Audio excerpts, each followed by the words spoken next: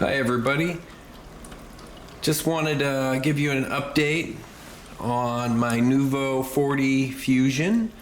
It's been about 3 months since I've last updated you guys, and things have changed and the corals have been growing, and I just kind of wanted to touch base and fill everybody in on what's been happening with the tank. Recently I had a tragic death of my firefish, Finn. We miss him. He was a long-standing citizen of this tank, and he did some floor surfing, and my wife ended up stepping on him, and we were able to resuscitate him, and he lived for about 6 months longer, but you know, just a couple months ago he did pass away.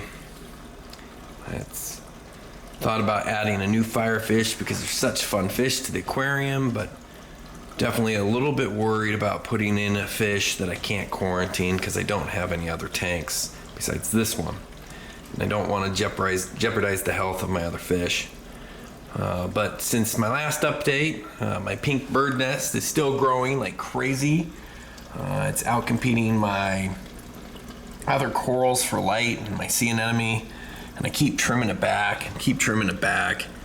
It's just it's growing way too quickly, and it's starting to grow into my hammer coral. My hammer coral is actually starting to sting it, and it's growing a little bit of algae on the areas that the fleshy parts are dying off from being stung by the hammer. I think I'm to the point now where I'm just gonna pull a little frag off for myself and then get a bone cutter and just cut the whole thing off the rock and find a home for it to free up some space in my tank and prevent it from shadowing out some of my other corals.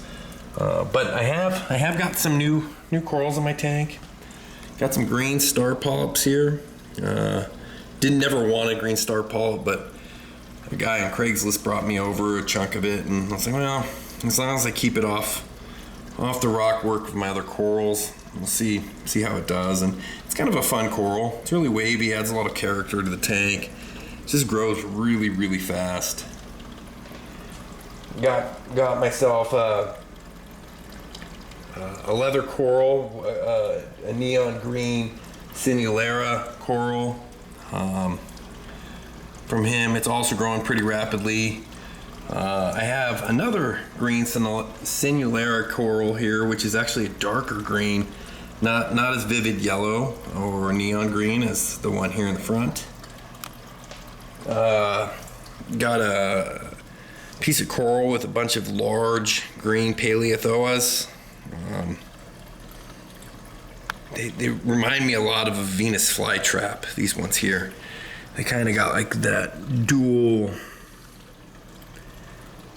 like the tentacles on them or whatnot, and some of them are erect and some of them kind of jet out to the side, and when the fish pass over them, they'll close up, and really neat. But they also are very large, and they seem to be growing pretty quickly, so I definitely want to kind of keep them away from my other Zoanthids. Got snails, and the sea urchins keep knocking this rock around, but I got some yellow Zoanthids along with this neon green Zoanthid, which is different than my Dragon's Eye or Armor of God. I'm not certain what those guys are called, but it's definitely different. Similar but different. My Yumas have been reproducing, so I had some Zoanthids in the corner. I had these Sunny D Zoanthids, which I've had to move because as these things are dividing and spreading, they were stinging the Zoanthids and giving them grief, so move those down to the sand bed temporarily. I got these cool Paleothoas or Zoanthids. Let's see if I can get it to zoom in where it's not super blurry. But anyways, these are like an orange Zoanthid, but they have like, it's kind of hard to pick it up on the camera, but they have like this really cool blue-green speckle pattern in them. Fantastic Zoanthids. Got 2 candy cane coral heads. They're doing very well. My hammer coral has about 5 heads on it now, much bigger than the last time I showed it to you guys.